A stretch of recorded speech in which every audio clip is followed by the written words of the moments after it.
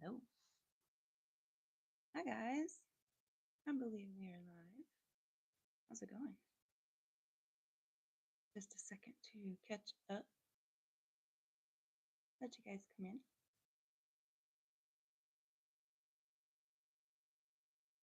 Happy Monday. How's everybody doing? How was your weekend? Did you do anything fun this weekend? See, I watched, caught up on some things that I watched.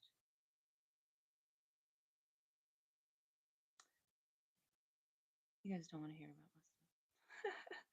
Now I had to do some plant stuff, and it is warm again today. I think I should have worn short sleeves, but I think we'll be fine. All right. I believe my audio is good. You guys let me know.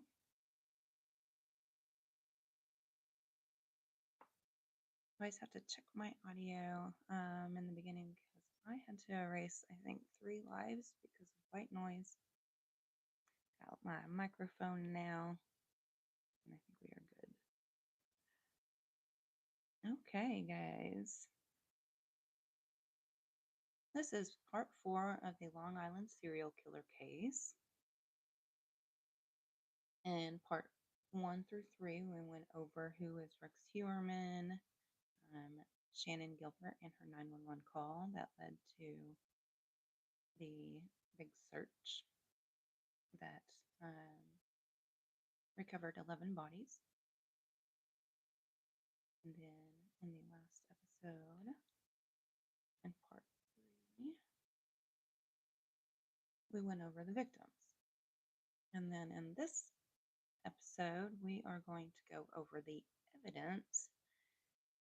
And so,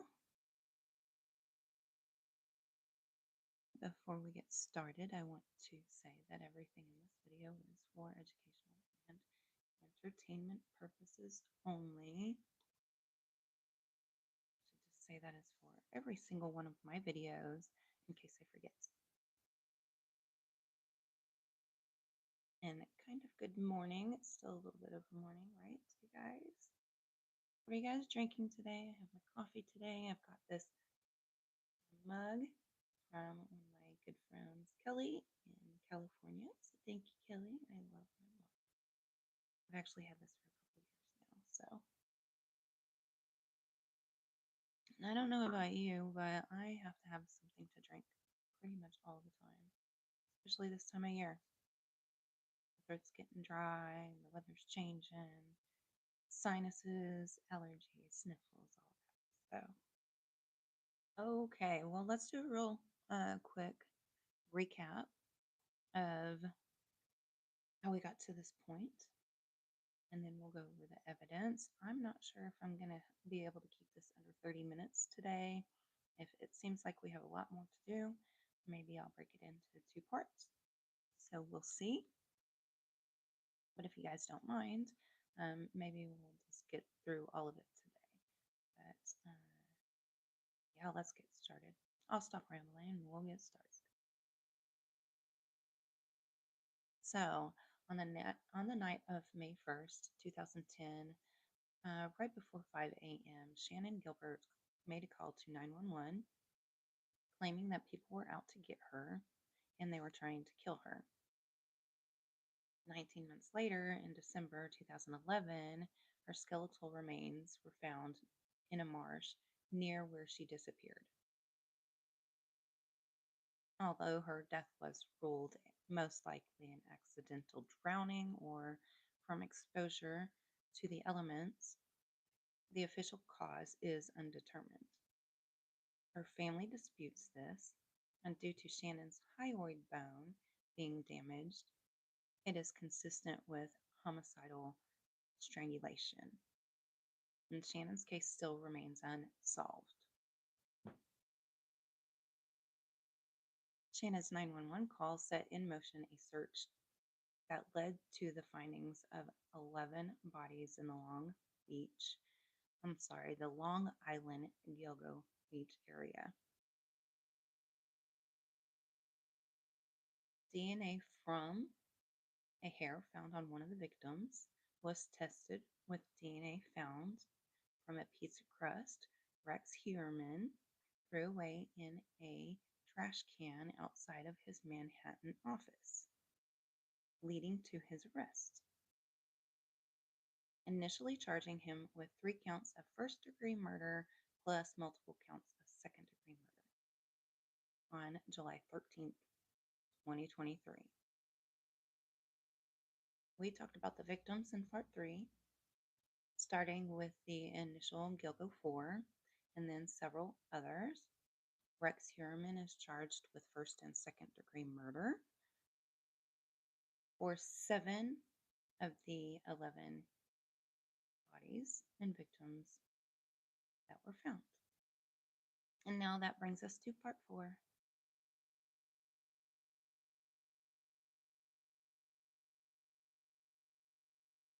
We are going to take a look at the evidence linking Rex Heuermann to these crimes.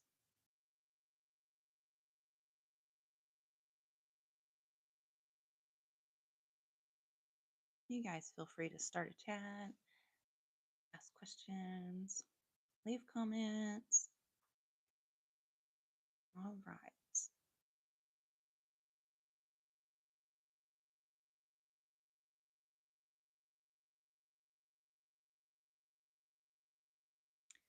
Okay, so like I said, Rex Heuermann was arrested on July 13th, 2023. He was around 59 or 60 years old. He is from Massapequa Park, and he worked in Manhattan. He was arrested and charged in connection with several of the Gilgo Beach murders. All right, and we have already talked about the DNA that was found on the pizza crust, discarded outside of his Manhattan office, which matched genetic material found on some of the Gilgo 4 victims. At first, there was one, now there are more. And we're going to go over all that too. A witness who reported seeing a vehicle matching the description of Heuermann's Chevrolet Avalanche near the time one of the victims disappeared. And then phone records and internet searches by Heuermann that allegedly connects him to the areas where some of the victims worked or disappeared.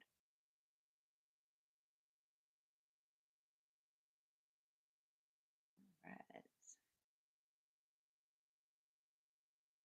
Initially, Heuermann was charged with the murders of Melissa Barthélemy, Megan Waterman, and Amber Costello, 3 first-degree murder counts and 3 second-degree murder counts, and was also considered a prime suspect in the death of Maureen Brainerd Barnes. In January 2024, he was formally charged with the murder of Maureen Brainerd Barnes. In June of 2024, this wasn't this long ago, this was just last year, you guys. In June of 2024, new charges were added for 2 more women, Sandra Castilla and Jessica Taylor. These expanded the alleged timeline of murders significantly. And so this brings his first victim back to 1993, which was Sandra Castilla. So we're talking about 1993 to 2023. That's 3 decades, you guys. That supposedly Rex Heuermann was active and living in the public. Could you imagine? Do any of you guys live in New York or around Long Island for 3 decades, finding out that there was a serial killer just living right there, working in Manhattan?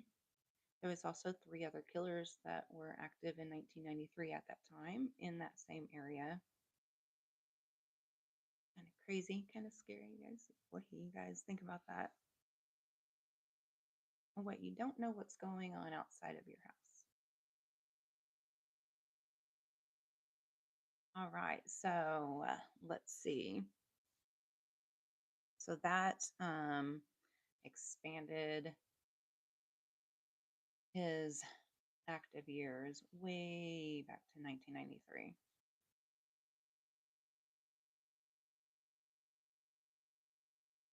And of course, he's not convicted or he's not charged with all of the bodies that were found in that area, only 7 of the 11. Some of them are still unsolved with no suspects. Okay, so besides the DNA from the pizza crust, prosecutors are relying on rootless hair samples. We went over the new DNA technology where they can take the DNA from the root. I'm sorry, the shaft of the hair instead of the root. So these are rootless hair samples. And before, if you knew, if you ever heard, um, you always have to have that root. It's the little round part at the end of the hair that comes out of the scalp. And so they would need that to get DNA from, but now they don't need that. They can get it straight from the shaft of the hair. And that is new technology being used first time in New York in this case. And they also allegedly found what is being described as a planning document in Heuermann's basement, outlining how to avoid detection, what supplies might be needed, etc. And of course, Rex Heuermann has pled not guilty to all charges. He has pled not guilty. As of recent reports, a judge has ruled that all 7 murder cases against Rex Heuermann will be tried together in one trial. And the new DNA technology is being ruled as admissible as well.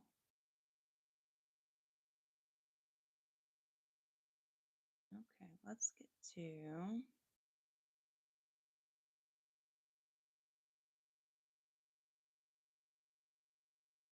the strongest evidence the prosecution has against Rex Heuermann.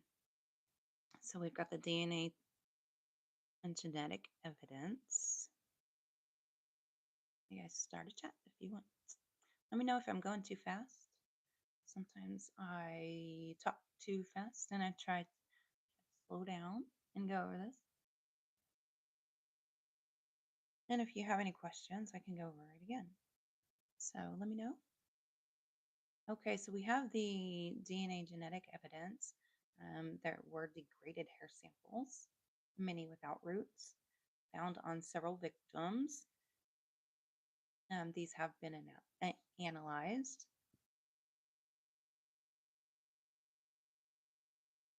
And prosecutors claim that these link the defendant, Rex Heuermann, in some cases, his family. Correct. In some cases, it links his family to these victims, multiple victims.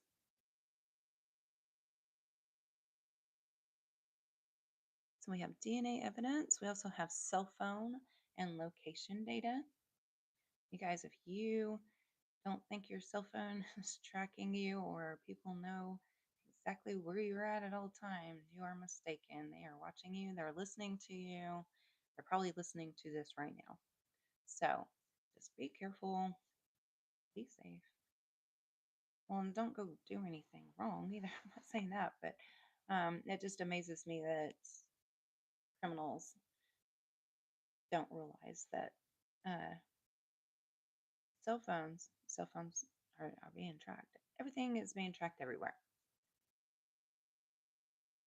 Okay, so the phone records place Rex Heuermann near locations and times consistent with missing persons or known disappearances, or uh,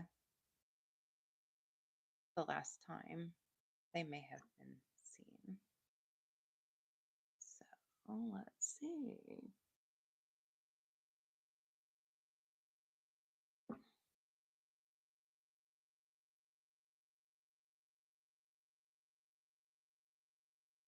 All right, a digital document that allegedly outlines methods for disposing of a body, removing identifying marks, tattoos, etc. Um, was found in Rex Heuermann's home. Now they did a search of his home, and I think they did it pretty quickly, considering um, their home, his wife, his home. It was hoarded. Now, if you've ever seen the show Hoarders, it was hoarded to where, where there's like just stacks of things. And so when a house is like that, this is my question. When a house is like that and they do a search, how do they know that they've done a thorough search?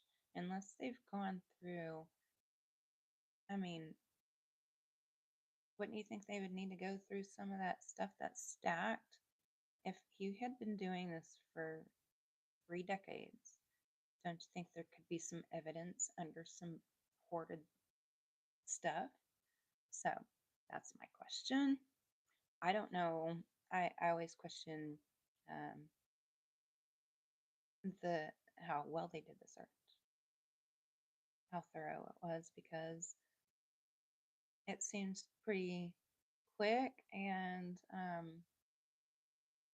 just how do you search a hoarded house and know that you've got all the evidence? So that's my question. Okay, there was similarities in how bodies were disposed of, like the locations, the type of wrapping. Location was Ocean Parkway, Gilgo Beach, Barrier Islands, and the victims' profiles. They were all escorts. We're gonna be, we're gonna say that. I don't like when they're people use the other terminology, because when you call them sex workers, I think it's more degrading, because sex isn't always the thing on the agenda. So it's, and I think a more accurate term would be escorts. So I'm gonna call them that, and we're sticking with it. And I wish everybody else would catch on to that too, because um,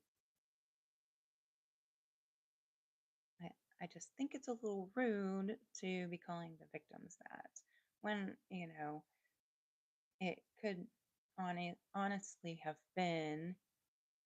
Sometimes it's just for companionship, so the person is not alone, like to go out to dinner or something. So, um, out of respect, we are calling them escorts.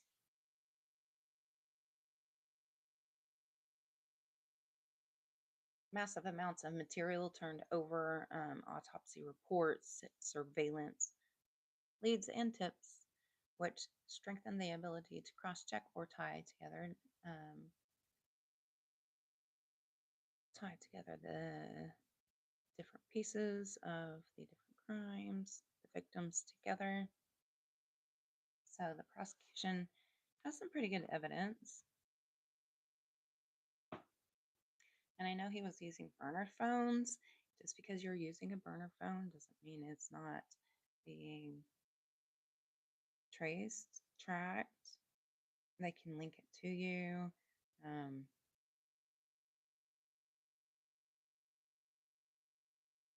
I remember it was a school shooter, and the parents went and bought burner phones and took off, and they were caught and arrested. So, you guys, burner phones don't hide your identity. They do not conceal you.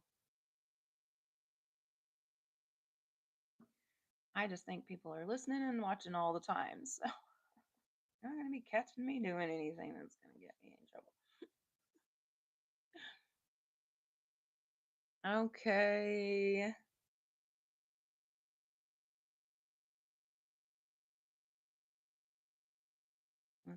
down to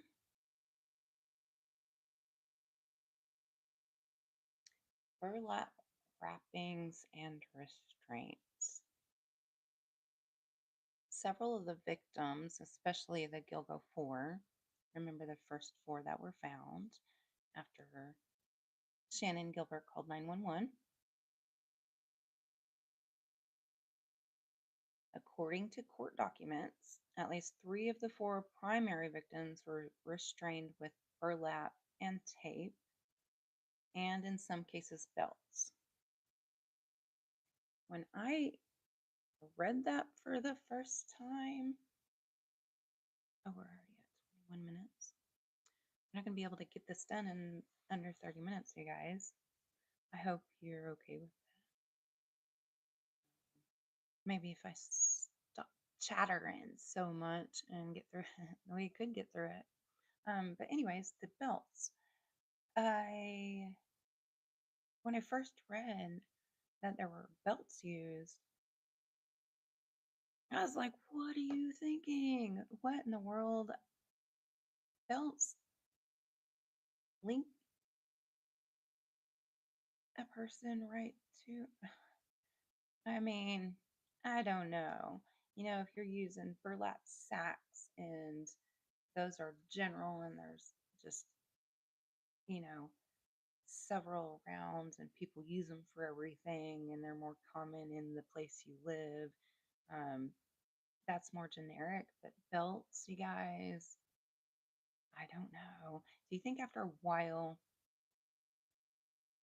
maybe the ego grew and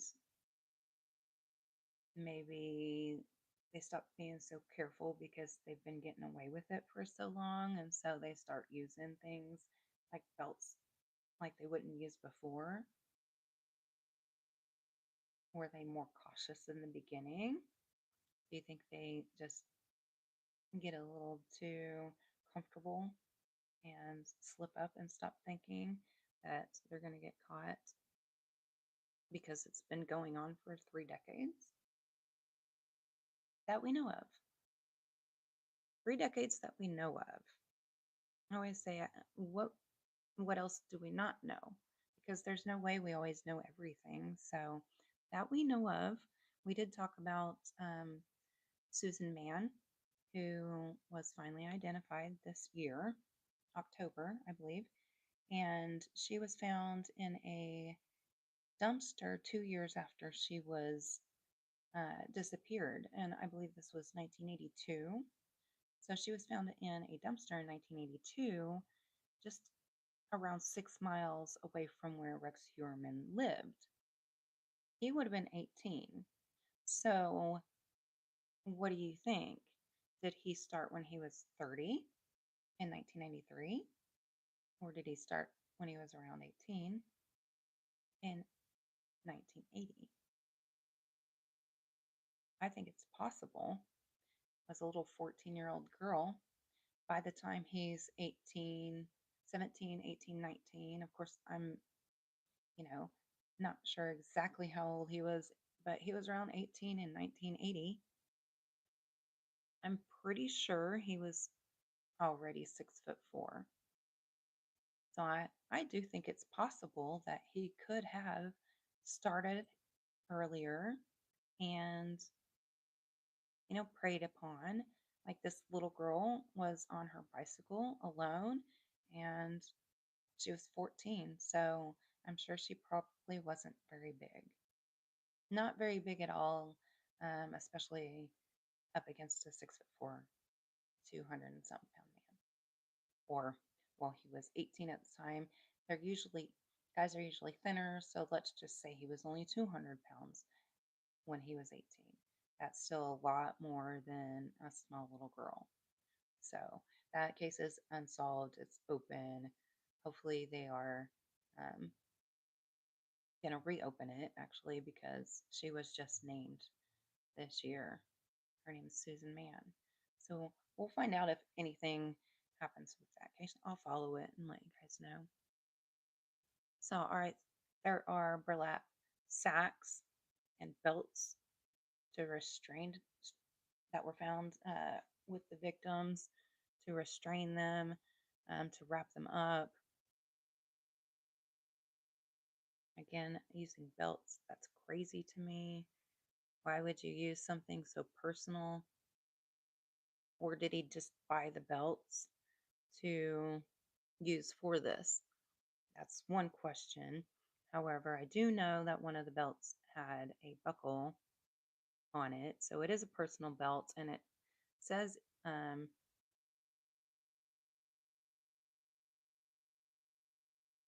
has initials on it, and they don't know, it's flipped one way or another, and I think it's either HM or WH. And we think maybe that was his grandpa. But why would you use that belt with a buckle on it? That's so personalized. Maybe he got lazy. Maybe it was a mistake. Maybe he meant to take it back with him. I'm not sure.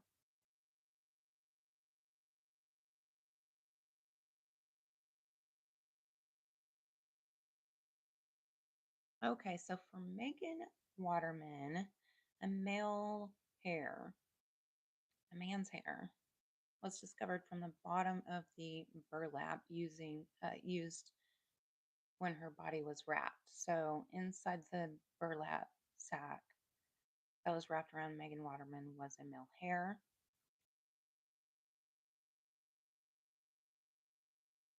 Um,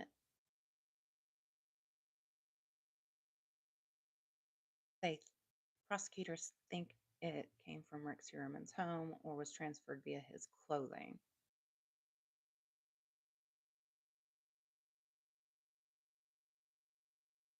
And then a female hair, likely from Heuermann's wife, and it has been tested, and it was from, well, we'll get into that. I do know that there is his wife, Asa. There are hairs on some of the victims. And I do believe one of his daughter's hair, one of his daughter's hairs was on one of the victims. So on Maureen Brainerd Barnes, a female hair was found on the buckle of one of the belts used to bind her. On Megan Waterman, two female hairs were recovered. One was found on the duct tape used to bind her head. I'm sorry about the details of this, you guys. Oh, we're almost on 30 minutes. We're not going to get through this today, or I'll just keep going. Um, yeah, we're good. We'll just keep going. Okay, on Amber Costello, a female hair was found on a piece of tape inside the burlap near her head. Now, the DNA evidence, the DNA testing on these hairs matches Heuermann's wife, Asa Ellerup. They cannot exclude her. The male hair also matched Heuermann's DNA. So we got Rex's hair, Asa's hair on some of the victims. They say Asa's hair was transferred via Rex Heuermann's clothes or through uh, just being from the home and getting, just getting stuck to something that he used to transfer them. My question is, how for 3 decades do you live with someone in a small hoarded home if any of this is going on there? How do you not know that's going on in your home? I might not know what my neighbors are doing in their homes, and I don't. Except for maybe when my neighbor is yelling. I can hear him yelling sometimes. Um, but to not know in your own home, I think maybe if you have a mansion and you just don't like your spouse and you have separate wings, maybe. But yeah, I just can't imagine not knowing what your spouse is doing. At least at some point, you know. according to reports, his estranged wife. Now, they got divorced so she could keep assets. It was all so she could put things in her name. But yeah, his wife, according to reports, his wife, because she was his wife at the time, and they probably never went through the divorce, honestly. According to reports, his wife Asa was not in New York at the times of some of the murders. Her cell phone or travel records. I'm not buying that. I just don't feel right about that. So they say no direct presence for Asa during these murders that supposedly say happened in his house. We don't even know where they happened. So, too many questions. I just don't buy that. They just wrote her off too soon and said she's accounted for throughout 3 decades. You don't know exactly when these girls disappeared, these women disappeared, but you don't know exactly what time and when they died. So I'm just not buying that. Something's fishy with her. For Maureen Brainerd Barnes, 3 leather belts were used to bind her. One of the belts had hairs on the buckle.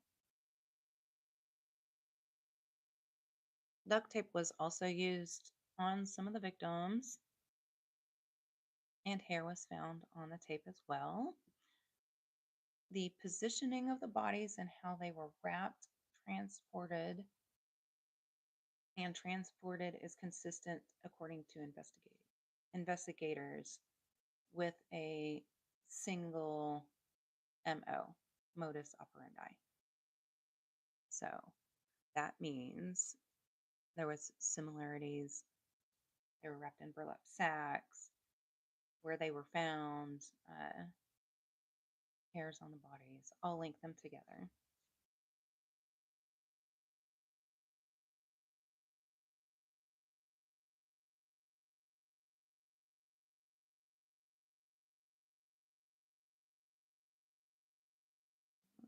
Okay.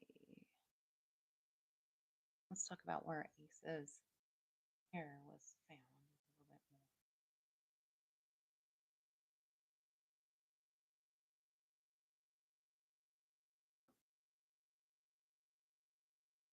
more. Okay, so her hair was found on the buckle of the belt.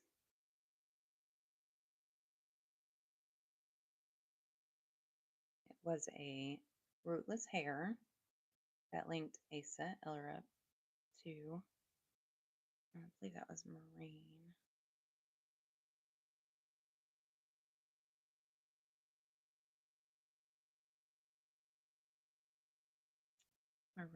Brainerd Barnes. So Asa's hair was on Maureen Brainerd Barnes. 2 female hairs matching Ellerup's DNA were found on duct tape used to bind the head of Megan Waterman.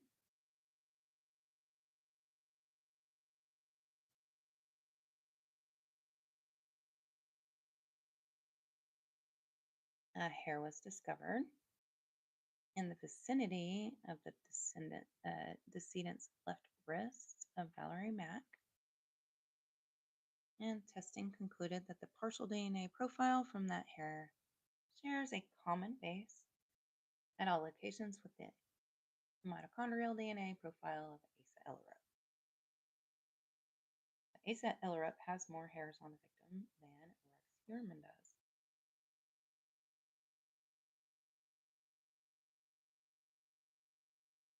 And again, prosecutors do not accuse Asa Ellerup of being directly involved in any of these murders. They suggest the hairs were transferred inadvertently by Heuermann when he handled the items that had her hairs on them or via his clothing. Okay. The duct tape, though. Hairs found on the inside of the duct tape You got duct tape wrapped up. You guys know how duct tape works. You don't get things on the inside of the duct tape unless it touches that stuff. Anyways, she has been cleared, you guys. She's been cleared. She's not being charged. No connection with Asa Ellerup, even though I raised an eyebrow. Raise an eyebrow.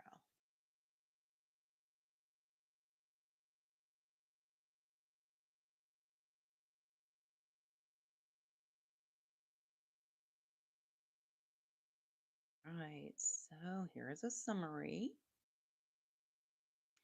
Ace's hair was found on Maureen Brainerd Barnes, Megan Waterman, and Valerie Mack.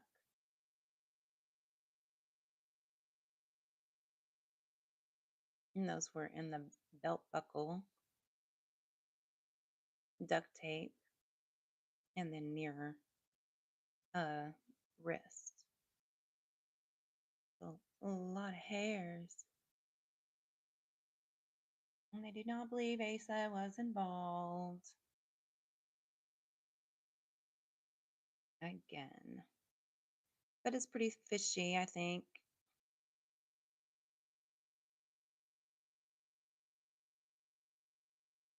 Okay, here's a little more on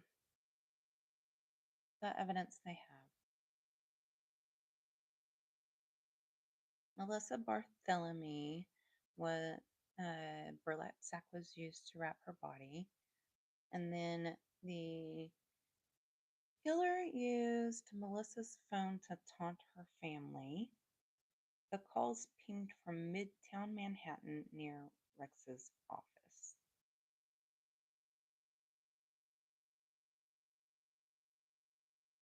Not a very cool guy.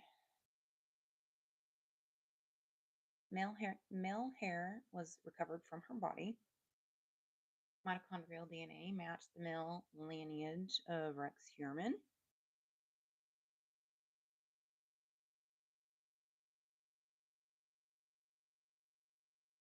None of Ace's hairs were found on her.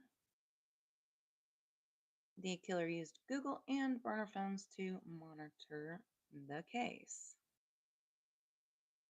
You guys, some people haven't realized that the internet tracks every single thing that you do.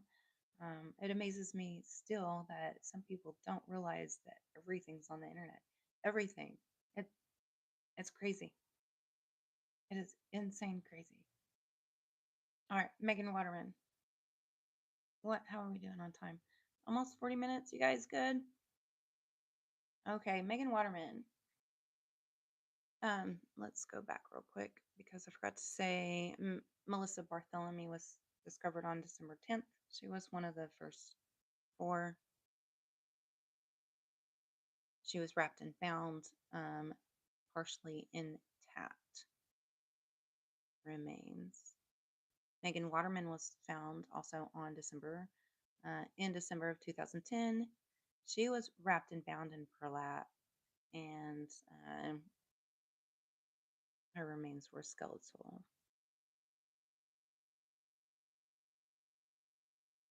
The burlap wrapping is distinctly heavy and a coarse type, believed to match the burlap materials Rex Heuermann had access to.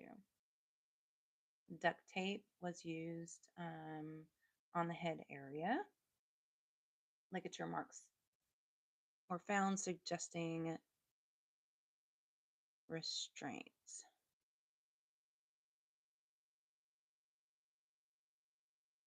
And then 2 female hairs matching Asa Ellerup were found on the duct tape and the burlap. One male hair, I don't know why I can't say that. One male hair. Guys, who knew that would be the words I'd get tripped up on today? One rootless male hair was aligned with Rex Heuermann's paternal lineage. Now, if you don't understand that, what they mean by that is mitochondrial DNA is linked to the mother, and so they go They'll, they'll use the. Did you guys ever do the ancestry or submit your DNA? Well, now they have access to it. And I wish I knew that before I sent mine in. But now they can go back and they're using DNA to go back on the family tree and jump over and blah, blah, blah, blah, blah, and to link you to things. And that's how they um, supposedly how they caught Brian Koberger. They went back and did all this family DNA. Yeah. If your DNA is out there in one of those sites, then yeah, they've got your DNA now, which I think should be illegal, but whatever. Okay, Megan Waterman's digital last known movements matched activity around where Rex was living and working. They can link these things up, you guys. Amber Lynn Costello was discovered December 2010 as well.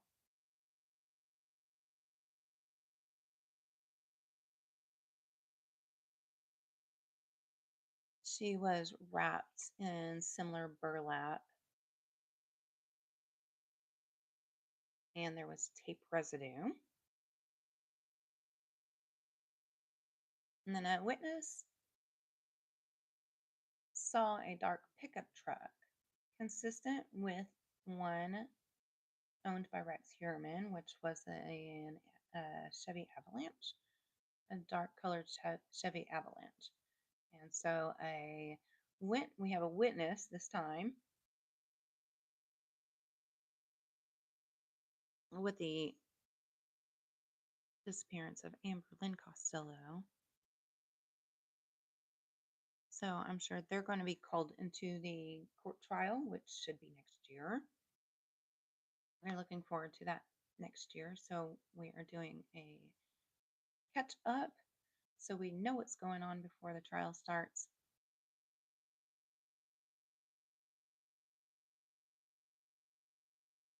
All right, we are still on Amber Lynn Costello. One male hair DNA was found on the burlap, which matches to Rex Heuermann's paternal line. So it's not a direct match. They go through, yeah. We're just going to say it's a match to Rex. No hair from Asa was found on Amber. The witness description also saw Rex and matched his height and build. Cell phone numbers linked back to burn phones connected to Rex. Victim number 4, Maureen Brainerd Barnes, was also found in 2020. Her body was identified later. She was not identified right away. I said also. She was discovered 10 years later in 2020. Her remains were bound, showing signs of sophisticated restraint. I'm not sure exactly what that is. That's what they say. Here's the leather belt with the initials WH or HM found near or associated with her remains. Now, speculation is it's WH, which may have been his grandpa. I'm not sure what his grandpa's name was, but W. Heuermann. So I believe that would be more likely than the HM. The bindings indicated controlled restraint, and there was burlap. And there was the burlap sack. Hair matching Rex Heuermann's paternal line found on her tape or binding materials. It was rootless hairs. And a rootless hair can just be a hair that falls off your head without the root. Usually, when it's a rooted hair, sometimes it means that it was pulled out of the hair or out of the head. Like if you find if there's hairs found in somebody's fist, more than likely it probably has roots on it because they grabbed the hair and pulled it out of the head. And then one female hair matching Asa Ellerup was found on the buckle of this belt on Maureen Brainerd Barnes. Okay, Jane Doe number 6 was Valerie Mack. Her torso was found in 2000, and her additional remains were found. I forgot to write that down. Found at a later date in a different location. We went over that in part 3. The victims. Cut marks indicating dismemberment with a sharp blade, partial clothing remnants, jewelry found nearby, not linked to Rex. These were all found with her. One hair matching Asa Ellerup was found near the left wrist of her remains.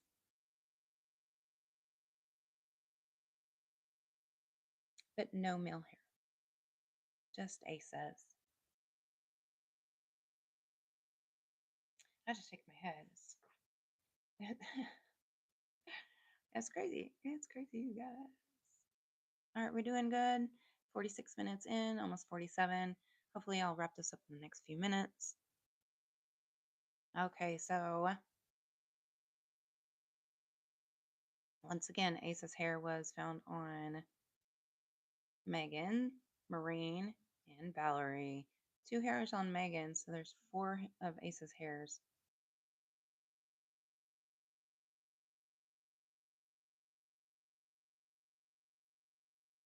I mean, you guys, if their house was hoarded, it probably wasn't clean, and there were probably hairs everywhere. So it's possible. What do you guys think? I just think it's odd that there's more of her hairs than Rex's hairs. Okay, and then we have the burlap sacks. Rex worked in architectural contracting and had access to rolls of this exact burlap. And it was served to wrap, transport, and conceal the bodies.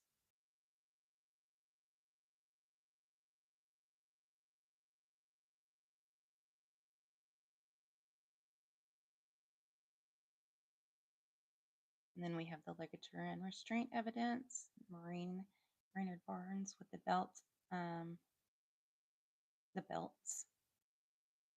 We got Megan with duct tape, Amber with tape, Melissa with partial binding indicators. They were wrapped in burlap, bound. There was duct tape used, and belts. And other than that, we've got the cell phone that pinged near where they disappeared, near Rex's office. He was calling people from their phones, taunting them.